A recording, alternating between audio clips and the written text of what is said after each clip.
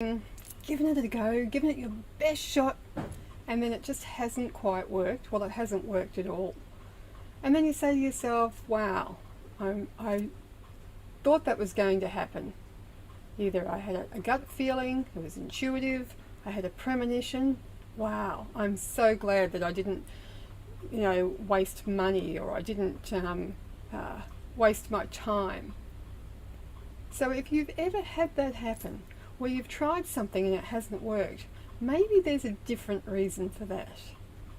Maybe you haven't gone all in. Maybe you haven't given it a commitment.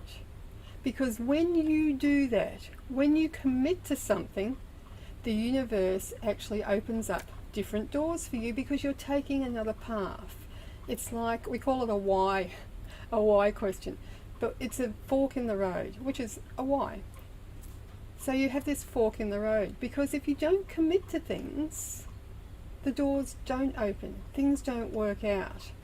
Have you ever been in a relationship where you thought, I'm just going to put my toe in here. I'm not sure if this will work, so let's just give it a go. Let's give it a try. And so you're sort of 50% in and think, maybe not. You've got one foot in the door, ready to go. So how does that work for you? I mean, relationships are a commitment. You're either all in or you're all out. You can't be part pregnant and not pregnant. Part pregnant and part not pregnant. You're either pregnant or you're not. So you're either committed to something or you're not. And imagine if you had a surgeon, if you were going to have an operation. Say you're having a cancer operation and you had a surgeon, and the surgeon said to you, not quite sure if I can do this or not, but I'll give it a go. I mean, it wouldn't instill a lot of faith in that surgeon. And imagine how well that surgery would go. That surgeon is not going to have a very high success rate. So next time you decide, I might give it a go, decide, do I really want to do this and I'm going to commit to it, or I don't? Because there's no half in and half out. That's why prenups don't work. Prenuptial arrangements in marriages, they don't work. Well, maybe 1 in 100 work. But they don't work because the people aren't committed. So if you're having a prenup, it's like saying, I'm going to try this out, but I'm not really sure about this. So let's do a prenup just in case it doesn't work. Well, that just in case guarantees that it won't. I'll give you an example. When we were about 15 years ago, we were sort of looking for another path in life.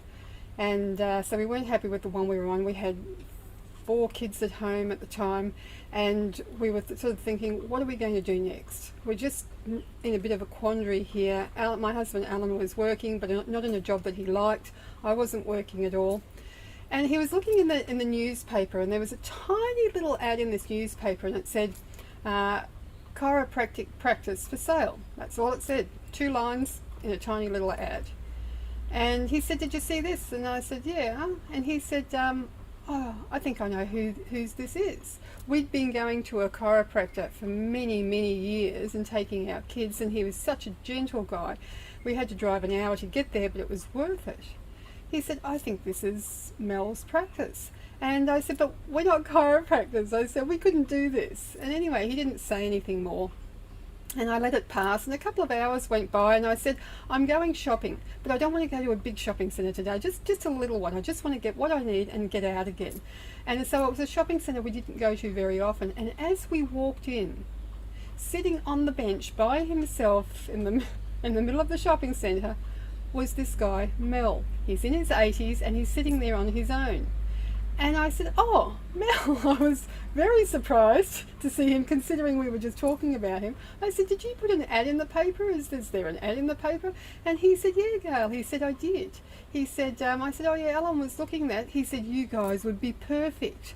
And I said, but we're not chiropractors, Mel, we can't do that. And he said, I haven't done chiropractics for years. He said, I've taught you the method. He said, you know how to do it. He said, I'll make it worth your while. He said, I'll make it easy for you to buy. And so suddenly our lives were turned around. And we went home and we thought about it, and him and his wife came over a bit later and they spoke to us about it. And the interesting thing was that it was the time as well, because it was the beginning of the school year and we still have 4 kids to start school. It was also, I received a letter that asked me to renew our lease on our house. Now, it was like the first time I'd received one of those. Usually the lease just expires and it keeps going on and on, but this time I'd received a letter to say, do you want to renew the lease? And so I had that sitting on the kitchen counter and I was wondering whether I should renew it or not. I didn't know what to do about it. And so we committed to taking on this practice. And when we took the kids an hour away, there was one house available to rent in the place, and so we took that and we put them into a school. They were only a week late starting the new school year. And the interesting thing was, when we got to the practice, we looked on the door and it said practice closed because Mel had been sick. Practice closed, opened on the 7th of February. And when we looked at it, it was the 7th of February that we actually opened the doors. And we committed to that. And at first it was scary. It's always scary when you make a commitment. There is no way around that. But at first it was scary and we didn't know how to get people in the door, what we were going to do. Now, 15 years later, we still have that practice and we don't advertise and we're always booked out. So sometimes you just have to commit to things for them to work, because if you don't, they're guaranteed not to work. If you don't commit to a relationship, it's guaranteed not to work. And sure, you can console yourself by saying, oh, it's never going to work anyway. But how do you know unless you make that commitment? Unless you're all in, unless you give your all to somebody or something, how do you know it's not going to work? So I've just written a few notes, that's all. And so that's what this festival is about showing you how to make that commitment for the next level of your life. Because we don't want you playing small in your life. It's no good playing small, because if you do, you actually take a back role in your life. You're not the lead role. Somebody else is leading your life. So you have the choice as to whether you play a character that's not important in your life or you play the lead role. And I want you to play the lead role, because that's the only way you can be happy. Happy people have decided, they've made a commitment each day to be happy. They don't just wing it. They don't just go through and think, well, if I'm happy today, I am, and if I'm not, I'm not, and it might happen, it might not. And it's like, you know what the result of that's going to be, don't you? So find the people that are unhappy in your life and don't do what they're doing. Don't watch the news. Don't do those things that they're doing. Don't have those sloppy thoughts. Don't buy into what's going on around outside you. Don't do the things that the unhappy people are doing. And you know who they are. You have a lot of unhappy people around you. We all do, especially in this time and age. So we know who they are. So find the things that they're doing and don't do them. Because not doing them will then guarantee that you're going to get different results. Because when you do the same as what somebody else is doing, you're going to get the same results. If you do something different, you're guaranteed to get different results. So that in this festival, we'll show you how that you can commit to doing something. There are only 3 steps. You have to decide, you have to write it down, and you have to take action. But the types of mindset that go with that are a little different to what you're probably used to.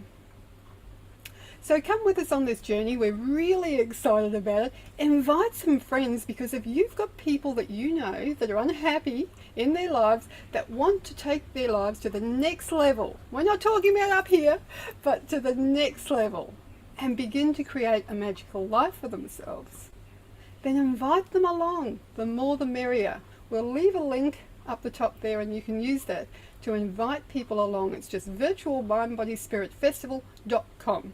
That's it. That's how simple it is. So bring them in. Let's help people get to the next level of their lives. We're looking forward to taking you to the next level of your life. To feel happy, to feel excited every day when you get up, to be on top of the world, to know where you're going, to have focus, purpose, meaning, to have all of that. And that's what we're going to give you over this 3 days, September 23 to 25. Put it in your calendar and we'll see you soon.